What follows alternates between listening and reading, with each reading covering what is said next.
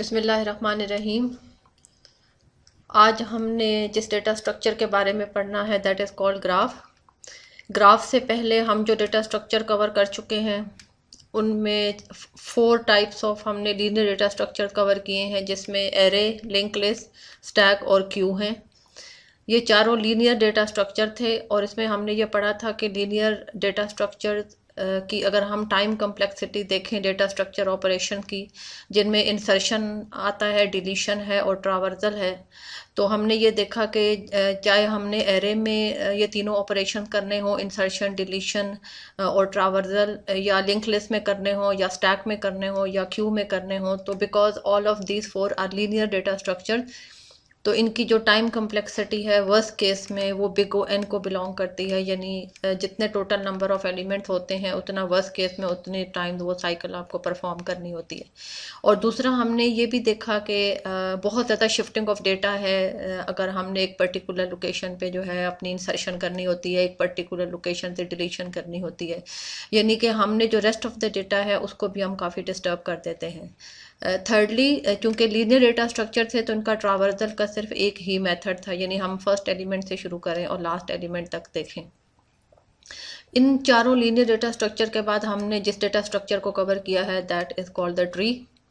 Tree का हमने ये पढ़ा था कि ये चूँकि हायरार्किकल डेटा स्ट्रक्चर है और ये comparatively much better than the other 4 linear data structure इसलिए है क्योंकि इसमें हम अननेसेसरी डेटा को मूव नहीं करते और ना हम वहाँ पे जाके ट्रावर्सल का टाइम उसमें ज़ाया होता है। इसलिए उसके जो डेटा स्ट्रक्चर ऑपरेशन की टाइम कम्प्लेक्सिटी हमने फाइंड आउट की थी, जिसमें इंसर्शन, डिलीशन और ट्रावर्सल था। तो हमने ये देखा कि बिग ओ लॉग एन की टाइम कम्प्लेक्सिटी को वो तीनों ऑपरेशन बिलोंग करते थे। यहाँ पे मैं दोबारा ये भी रिकॉल कर दूँ कि हम जितने भी डेटा स्ट्रक्चर पढ़ रहे हैं, ये बार बार मैंने आप लोगों को बताया है कि हमने हर डेटा स्ट्रक्चर को कंपेयर करना है on the basis of 3 data structure operation. First one is insertion, how we insert the data in that particular data structure, then the deletion, and then the last one is traversal, how we access the data। तो हमने tree जो कि hierarchical data structure है उसमें हमने देखा कि insertion और डिलीशन जो है वो बिग और लॉग एन को बिलोंग करते हैं वो ऑपरेशन, क्योंकि हम सिर्फ डिज़ायर्ड ब्रांच पे जाते थे, हम अननेसेसरी या अनडिज़ायर्ड ब्रांच पे नहीं जाते थे, और इस तरह हमारा जो इंसर्शन और डिलीशन के ऑपरेशन होते हैं वो ट्री पे कंपैरेटिवली मच फास्टर हो जाते हैं as compare to the linear data structure. फिर हमने ये कहा था कि जो ट्रावर्सल है लीनियर डेटा स्ट्रक्चर के, उसका सिर्फ एक ही मेथड है starting from the first element and going to the end. लेकिन ट्री चूँकि हायरार्किकल डेटा स्ट्रक्चर है तो इसमें हमने 3 टाइप्स ऑफ ट्रावर्सल डिस्कस किए थे। तो इट मीन कि ये हमें एक और ज़्यादा फैसिलिटी प्रोवाइड करता है कि हम अपने डेटा को 3 डिफरेंट टाइप से एक्सेस कर सकते हैं। Now the next data structure जो हम ग्राफ आज कवर करने लगे हैं, ये भी आपका एक एफिशिएंट डेटा स्ट्रक्चर इस लिहाज से है कि ये भी इसकी भी जो टाइम कम्प्लेक्सिटी है वो एक अच्छे बिग ओ क्लास को बिलोंग करेगी, प्लस इसके भी ट्रावर्सल के एक से ज़्यादा मेथड्स होंगे, प्लस इसका इंसर्शन, डिलीशन, ये सब चीज़ें हम देखेंगे कि क्योंकि उसमें लिंक लिस्ट भी यूज़ होगी, एरे भी यूज़ होगा। लेकिन उसके जो ग्राफ की हम शेप देखेंगे, अब ये ट्री की तरह इसकी कोई हायरार्किकल शेप नहीं है, बल्कि किसी भी शेप में आप ग्राफ को ड्रॉ कर सकते हैं। तो चूंकि इसकी डिफरेंट वैरायटी ऑफ शेप एक ही ग्राफ को ड्रॉ करने की हो सकती है, तो इसलिए ये इतना एफिशिएंट डेटा स्ट्रक्चर है कि इसके ऊपर एक पूरी ग्राफ थ्योरी जो है वो आप अगर उसको देखें तो उसमें जो रियल लाइफ की एप्लीकेशन हैं बहुत ज़्यादा ग्राफ जो है उसमें यूज़ हुआ। फॉर एग्ज़ाम्पल, अगर आपने शॉर्टेस्ट पाथ फाइंड आउट करने हो, मुख्तलिफ प्लेसेस हैं उनके दरमियान, अगर आपने शॉर्टेस्ट पाथ फाइंड आउट करने हो, आपने एक जगह से जाना है दूसरी जगह पे, तो ग्राफ के बहुत सारे ऐसे एल्गोरिथम्स हैं जो कि आपको शॉर्टेस्ट पाथ फाइंड आउट करके देते हैं। प्लस जिस तरह से हमने नेटवर्क अगर बनाना होता है कंप्यूटर्स का, तो उसमें भी हमें ग्राफ के बहुत सारे एल्गोरिथम्स हैं जो ये चीज़ वेरीफाई करते हैं कि कौन सी बेस्ट कंस्ट्रक्शन हो सकती है, कौन सी बेस्ट मेथड हो सकता है कि जिसमें हम अपने नेटवर्क को जो है इम्प्लीमेंट करें। So graph is as efficient data structure as we discuss the things in tree. तो हम ग्राफ को शुरू करते हैं। सबसे पहले थोड़ा सा हम ग्राफ की चीज़ों को कि ये ग्राफ किस तरह से बनता है उसको थोड़ा सा हम देख लेते हैं। सो graph is a data structure that consist of a set of nodes. हमने ट्री में भी ये पढ़ा था कि ट्री में जो आप जितनी मुख्तलिफ जगहों पे इंफॉर्मेशन रखते हैं, और ट्री में हम कौन सा डेटा स्ट्रक्चर यूज़ कर रहे थे, डबल लिंक लिस्ट। तो डबल लिंक लिस्ट में हम जिस जिस जगह पे अपनी इंफॉर्मेशन रखते हैं या रिकॉर्ड रखते हैं, डेटा रखते हैं, हमने कहा था कि हम उसको नोड का लफ्ज़ कहेंगे। तो सिमिलरली ग्राफ में भी हम इंफॉर्मेशन अपनी जहाँ पे रखेंगे उस जगह को हम नोड कहेंगे या वर्टिसेस कहेंगे। And a set of edges that relate the nodes to each other. और एज हम उस चीज़ को कहेंगे जो दो वर्टिसेस या दो नोड्स के दरमियान आपका पाथ होगा, यानी दो नोड्स या दो वर्टिसेस को आपस में कनेक्ट करेगा। इसके साथ ही दोबारा ये रिकॉल करना चाहिए कि हमने कहा था कि हम एरे और लिंक लिस्ट जो हैं वो दो इम्प्लीमेंटेशन टूल्स हैं, वो इटसेल्फ भी डेटा स्ट्रक्चर हैं दोनों, और वो दोनों इम्प्लीमेंटेशन टूल्स हैं अदर डेटा स्ट्रक्चर को इम्प्लीमेंट करने के लिए। जिस तरह हमने ये देखा कि हमने स्टैक को, जो हमने 3rd नंबर पे पढ़ा था, उसको हमने एरे से भी इम्प्लीमेंट किया था और लिंक लिस्ट से भी। फिर जब हमने क्यू पढ़ा तो उसको हमने एरे से भी इम्प्लीमेंट किया था और लिंक लिस्ट से। ट्री को हमने डबल लिंक लिस्ट से किया था, और ग्राफ जो है इसको भी हम एरे से भी कर सकेंगे और हम इसको लिंक लिस्ट से भी कर सकेंगे। So what is graph? It is a set of nodes and vertices and the combination of edges जो कि वर्टिसेस को आपस में ज्वाइन करेंगे। So it mean that the set of edges, जितने एक ग्राफ में एजेस होंगे वो वर्टिसेस के दरमियान रिलेशनशिप्स को डिफाइन करेंगे। इसलिए हम एक ग्राफ को अगर कैपिटल जी से रिप्रेजेंट करें तो हम ये लिख सकते हैं कि G is a set of V comma E, where V stand for the non empty set of vertices. Infinite तो नहीं होंगे, कोई फाइनाइट ही होंगे, और नॉन एम्प्टी भी होंगे, उसमें कुछ ना कुछ डेटा होगा। तो set of vertices and set of edges जो कि वर्टिसेस को आपस में ज्वाइन करेंगे। So we can define a graph is the set of vertices and edges.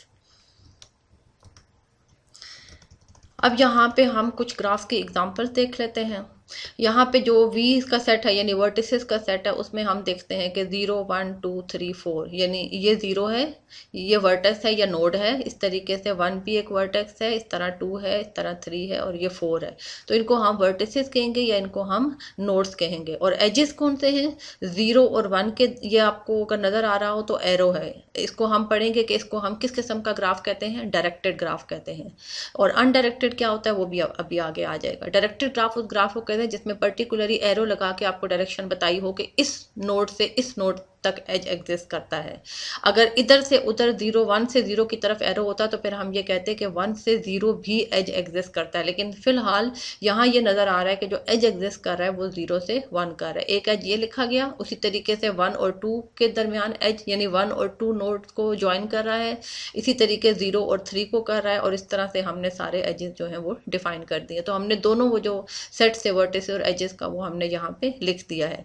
It means when X Y is an edge, यानी अगर ये 4 और 3 है, 4x है और 3y है, when X Y is an edge we say that x is adjacent to y। Edge का क्या मतलब होगा कि x y के साथ एडजेसेंट है and y is adjacent from x, यानी y जो है वो x से आ रहा है और x जो है वो, तो एक ही चीज़ है, इससे कोई फ़र्क नहीं पड़ता इंग्लिश से। मतलब सिर्फ समझने का ये है कि जब दो नोड्स के दरमियान एज एग्जिस्ट करे तो आपको ये पता होना चाहिए अगर वो डायरेक्टेड ग्राफ है कि किस नोड से किस नोड की तरफ वो एज जो है वो जा रहा है। तो अगर हम ये देखें कि जो 0 1 का एज था, हम ये कह सकते हैं कि 0 इज एडजेसेंट टू 1 और 1 इज नॉट एडजेसेंट टू 0, क्योंकि 1 से एरो नहीं है 0 की तरफ। सिमिलरली 2 इज एडजेसेंट फ्रॉम 1, 1 से 2 की तरफ है तो हम कहेंगे 2 इज एडजेसेंट फ्रॉम 1, या अगर हम 1 से शुरू करें तो हम कहेंगे 1 इज एडजेसेंट टू 2। तो ये हमने ग्राफ की नोड्स देख ली या वर्टिसेस देख ली और उनके दरमियान एजेस देख लिए। अब हमने कहना है कि यहाँ पे 2 टाइप्स ऑफ ग्राफ्स हमारे पास अवेलेबल होते हैं, डायरेक्टेड ग्राफ्स होते हैं और अनडायरेक्टेड ग्राफ्स होते हैं। Now undirected edge has no orientation. Undirected graph में क्या होता है, आपके पास एरो नहीं होता। इट मीन्स आपका अनडायरेक्टेड का एज यू होता है, यानी अगर एक नोड यू है और एक नोड वी है तो दैट मीन ये इनके दरमियान अनडायरेक्टेड एज का मतलब है कि आपको ये नहीं पता चल रहा कि यू से वी एज है या वी से यू एज है। तो अनडायरेक्टेड ग्राफ में ये एक ही एज लगाने से आप दोनों एजेस को कंसिडर करेंगे, यानी आप ये कहेंगे कि यू से वी भी एज है और वी से यू भी एज है। और डायरेक्टेड एज में ओरिएंटेशन होती है, एरो होता है, जैसे ये दिया हुआ है। इसका मतलब है कि सिर्फ जो एज एग्जिस्ट कर रहा है वो यू से कहाँ पे एग्जिस्ट कर रहा है, वी पे एग्जिस्ट कर रहा है। तो अनडायरेक्टेड ग्राफ में all edges are undirected and directed graph में ऑल एजेस आर डायरेक्टेड। अब हम एक वेटेड ग्राफ की एग्जांपल देख लेते हैं। वेटेड, सबसे पहले तो हमें ये पता लगना चाहिए कि ये कौन सा ग्राफ है, ये डायरेक्टेड ग्राफ है, क्योंकि इसमें एरोज लगे हुए हैं। जैसे वॉशिंगटन से डलास पे यहाँ पे एरो जा रहा है कि यहाँ से हम यहाँ पे जा सकते हैं। मैंने आपको बताया कि बहुत ज़्यादा अच्छे एल्गोरिथम्स अवेलेबल हैं ग्राफ के, जो कि आपको एक जगह से दूसरी तक जाने के शॉर्टेस्ट पाथ जो है वो आपको फाइंड आउट करके देते हैं। तो उसी तरह का एक एग्जाम्पल है, ये ग्राफ बन गया है क्योंकि आपने मुख्तलिफ चेहरों के दरमियान जो है वो आप कह लें आपने डिस्टेंस जो है, अब इसका यूनिट कुछ भी हो सकता है, ये आपने डिस्टेंस शो किए हुए हैं। तो ये जो डिस्टेंस शो किए हुए हैं इनको हम बेसिकली क्या कहते हैं कि ये वेट्स हैं। ये जो ऊपर वैल्यूज लिखी हैं इनको हम वेट्स कहते हैं, क्योंकि वो डिस्टेंस भी हो सकता है, वो कोई और चीज़ भी हो सकती है। दो दो जब वर्टिसेस या नोड्स आपस में, ये इन दो नोड्स पे सिटीज़ के नाम लिखे हुए हैं, ये कुछ और भी यहाँ पे इंफॉर्मेशन हो सकती है। तो जो वैल्यू ऊपर लिखी है उसको हम वेट कहते हैं, क्योंकि वो वेट एक जनरल वर्ड है। अब वो कोई भी चीज़ हो सकती है, वो डिस्टेंस इन किलोमीटर हो सकता है, वो लेंथ हो सकती है, कोई भी चीज़ हो सकती है। तो वेटेड ग्राफ हम उस ग्राफ को कहेंगे जिसमें each edge carries a value, यानी हर एज पे एक ना एक वैल्यू आपकी लिखी हुई होगी। तो ये डायरेक्टेड ग्राफ भी है और ये वेटेड ग्राफ भी है।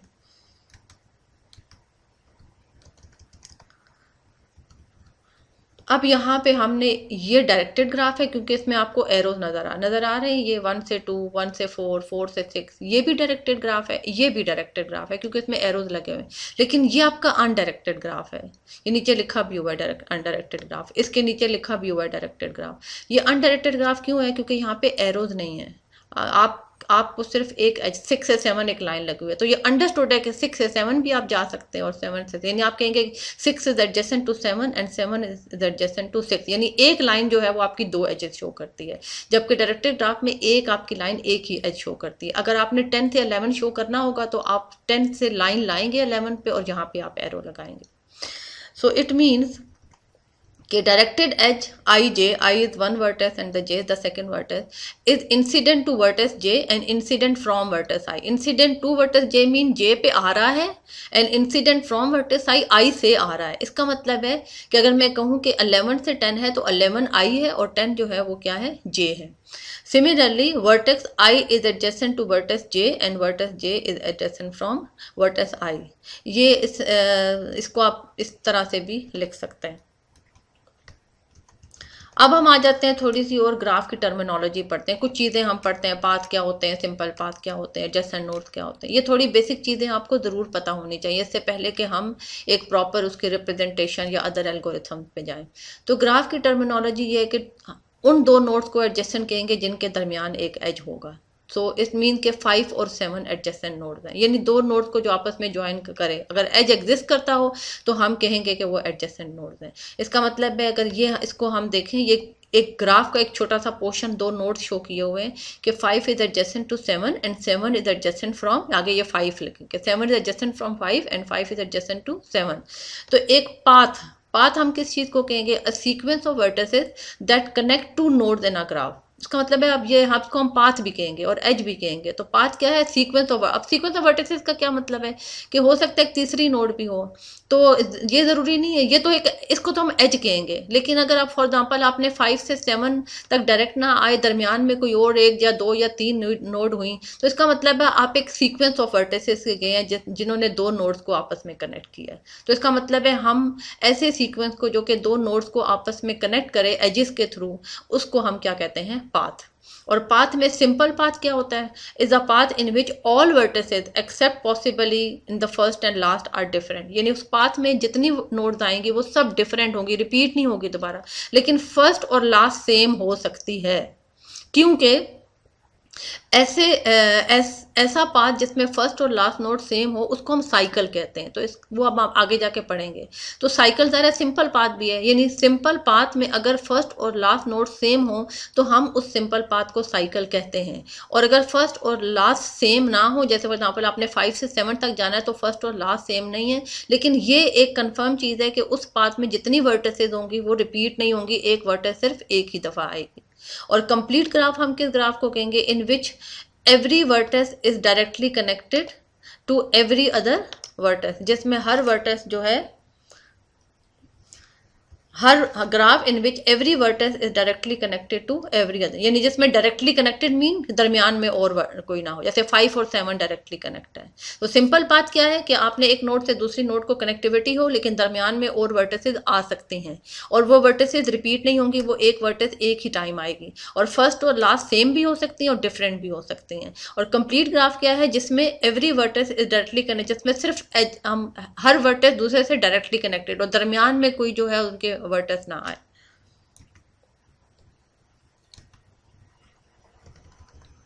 ये मैंने अभी आपको बताया कि हम साइकिल किस सिंपल पाथ को कहते हैं, जिसमें स्टार्ट और एंड जो है वो सेम हो, यानी एक ऐसा सिंपल पाथ जिसमें फर्स्ट और लास्ट नोड सेम हो, यानी जहां से वो शुरू है वहीं पे आके उसका पाथ खत्म हो, तो हम ऐसे सिंपल पाथ को क्या कहते हैं, साइकिल।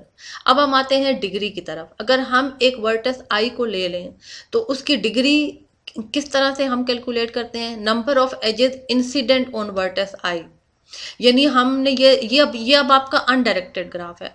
डायरेक्टेड ग्राफ में हम 2 डिग्रीज निकालेंगे, इन डिग्री भी निकालें क्योंकि वहाँ पे एरो होता है, कौन कितने एरो उसकी तरफ आ रहे हैं वो इन डिग्री होगी, कितने एरो उससे निकल रहे हैं वो आउट डिग्री। लेकिन चूंकि ये अनडायरेक्टेड ग्राफ है तो इसमें हम एरो शो नहीं करते, और 2 से 5 का मतलब होता है कि 2 से 5 भी एज है और 5 से 2 भी एज है। तो इसका मतलब ये है कि अगर हम एक नोड 2 की डिग्री, इसमें आप इन और आउट नहीं करेंगे, सिर्फ डिग्री निकालेंगे, तो 2 के साथ कितनी नोड ज्वाइन हो रही है सिर्फ ये देखना है। तो आपने देखा है कि 2 के साथ 1 भी ज्वाइन हो रही है और 2 के साथ 5 भी ज्वाइन हो रही है, तो इसकी डिग्री क्या है, 2।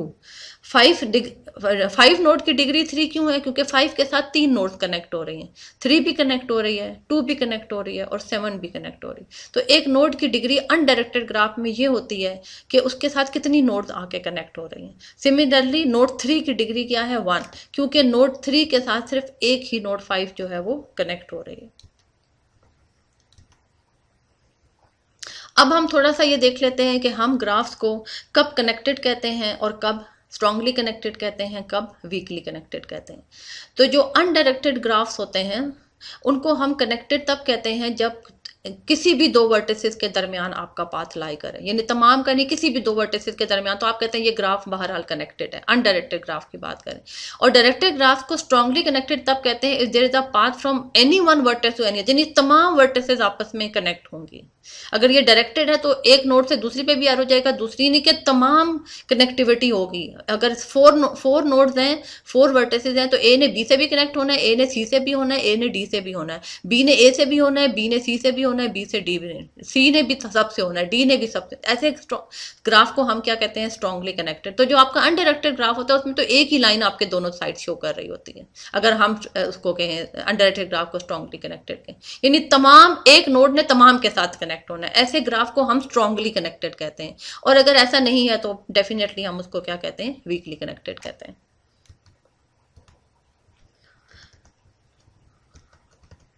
अब हम देखते हैं लूप्स। हम किस चीज को लूप कहते हैं, edges that connect a vertex to its, यानी ए से ही शुरू होके ए पे एरो वापस आ जाए तो हम कहेंगे ए पे लूप बना हुआ है। Edges that connect a vertex to itself, वो उसी नोड से निकल रहा है और उसी पे आके सर्कल वापस आ रहा है, तो this is called the loop at that node. और पाथ तो अभी हम कर ही चुके हैं, पाथ के सीक्वेंस ऑफ वर्टेक्सेस आप P0 से शुरू करें PM तक करें, तो इसका मतलब है सारी वर्टेक्सेस अगर कनेक्ट हो तो that is called the path. हम पहले सिंपल पाथ भी हम इससे पहले दोबारा से समरी दी हुई है। मल्टीपल एजेस क्या कहते हैं कि अगर आपकी 2 नोड्स, ये खास तौर पे आप ये आपके डायरेक्टेड ग्राफ में होगा कि ए से बी पे भी एरो लगा हो और बी से ए पे भी एरो लगा हो। और सिंपल ग्राफ हम किस ग्राफ को कहते हैं, जिसमें ना कोई लूप्स हो और ना कोई मल्टीपल एजेस हो।